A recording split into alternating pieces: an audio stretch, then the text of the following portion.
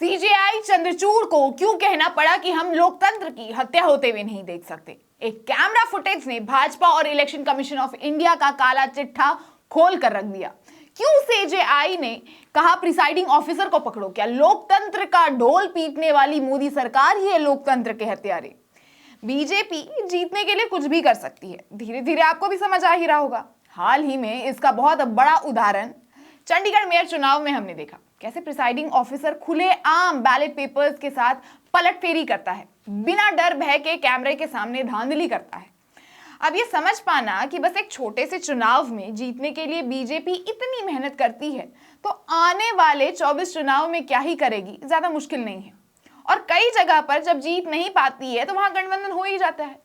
लेकिन इस बार की बीजेपी की जीत को नजर लग गई। वीडियो तो देखा ही होगा आपने, जहां उनकी धांधली सबके सामने आ गई। फिर क्या था, सामने बैठे आप और कांग्रेस की गठबंधन ने केस कर दिया, जिसपे सुप्रीम कोर्ट में सीजेआई डीवाई चंद्रचूड़ ने सुनवाई के दौरान खूब फटकार लगाई। अब काम ही ऐसा है कि सुप्रीम कोर्ट तक को अपने हाथ गंदे कर बीजेपी सरकार का कॉलर पकड़ना पड़ा। आप वीडियो को अंत तक देखिए, पूरा मामला आपको समझ आ जाएगा। नमस्कार, स्वागत है आपका देश नीति में, मैं Getty Bhavya.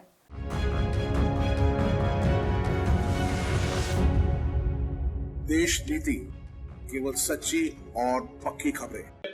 Required or not? Is this behavior of a returning officer? Looks at the camera, defaces the ballot, and obviously where there is a cross at the bottom, he just keeps it into the tray.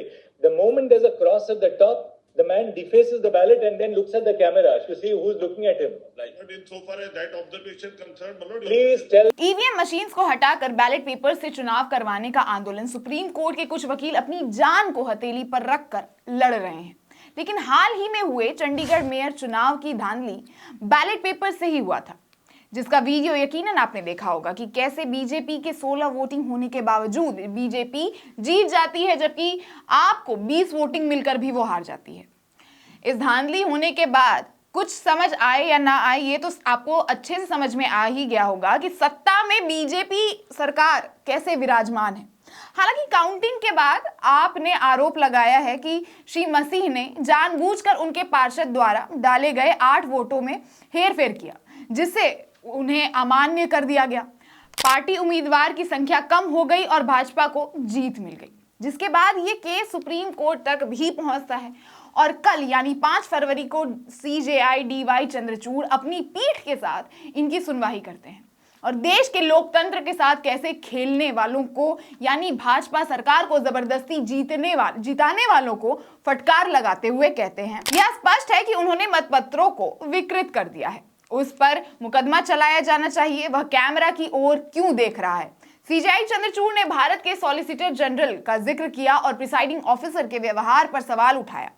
Mister solicitor, यह लोकतंत्र का मजाक है और लोकतंत्र की हत्या है। हम भयभीत हैं कि यह प्रिसाइडिंग ऑफिसर का व्यवहार है। बार और बेंच ने सीजेआई चंद्रचूड़ के हवाले से कहा। शीर्ष न्यायाधीश ने कहा, जहां भी नीचे कोई क्रॉस होता है वह उसे नहीं छूता है, लेकिन जब यह शीर्ष पर होता है तो वह उसे बदल देता है। कृपया रिटर्निंग ऑफिसर को बताएं कि सुप्रीम कोर्ट उस पर नजर रखे हुए है। शीर्ष अदालत ने यह भी निर्देश दिया कि चंडीगढ़ नगर निगम चुनावों पर पूरा रिकॉर्ड पंजाब और हरियाणा उच्च न्यायालय के रजिस्ट्रार को सौंपा जाना चाहिए। सीजेआई ने कहा, मतपत्र और वीडियोग्राफी को भी सुरक्षित रखा जाए। कोर्ट ने चंडीगढ़ नगर निगम की आगामी बैठक भी टाल दी है। सीजेआई की अनुवाई वाली पीठ ने आदेश दिया, चंडीगढ़ नगर निगम की 7 फरवरी को होने वाली बैठक अगली तारीख तक के लिए टाल दी जाएगी। कागजात आज शाम यानी कल शाम 5 बजे तक उच्च न्यायालय अभी तक पहुंच चुका होगा। अगले सोमवार सप्ताह में सूची दी जाएगी।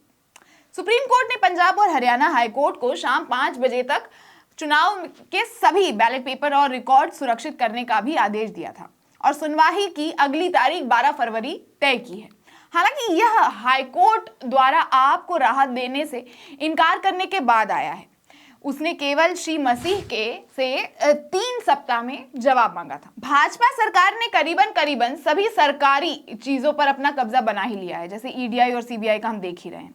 लेकिन सुप्रीम कोर्ट की यह सुनवाई बहुत अनिवार्य और महत्वपूर्ण थी, ताकि भाजपा सरकार की बढ़ती हिम्मत पर कुछ हद तक रोक लग सके। हालांकि इसकी अभी भी कोई गारंटी नहीं ही है कि इससे भाजपा सरकार का पर कोई भी फर्क पड़ा होगा, क्योंकि फंसा तो यहाँ भी प्रिसाइडिंग ऑफिसर ही। लेकिन बड़ा सवाल यहाँ ये है कि आने वाली 24 चुनाव में कितनी बड़ी धांधली करेगी भाजपा सरकार, क्योंकि जैसा कि मैंने कहा, इतना मुश्किल नहीं है समझना कि जब इतने छोटे से चुनाव में धोखा हो सकता है, और बिहार और महाराष्ट्र में हमने पहले ही धोखे की कथा कहानी घटते हुए देख ली है। ईवीएम में हो रहे छल के लिए भी वकील का आंदोलन चल रहा है, क्योंकि बीते 5 प्रदेशों के चुनाव में भी उम्मीद से परे रिजल्ट्स आए थे। तो आगे आने वाले चुनाव में क्या ही होगा? आपको क्या लगता है इस बार और क्या क्या परपंच रची जा सकती है आने वाले लोकसभा चुनाव में? और सुप्रीम कोर्ट की इस सुनवाई पर आपका क्या मानना है, हमें कमेंट करके जरूर बताइएगा। और वीडियो अगर पसंद आया हो तो इसे लाइक और शेयर भी जरूर कीजिएगा। और अगर अभी तक आपने चैनल को सब्सक्राइब नहीं किया है तो इसे सब्सक्राइब भी कर दीजिएगा और देखते रहिए देश नीति। धन्यवाद।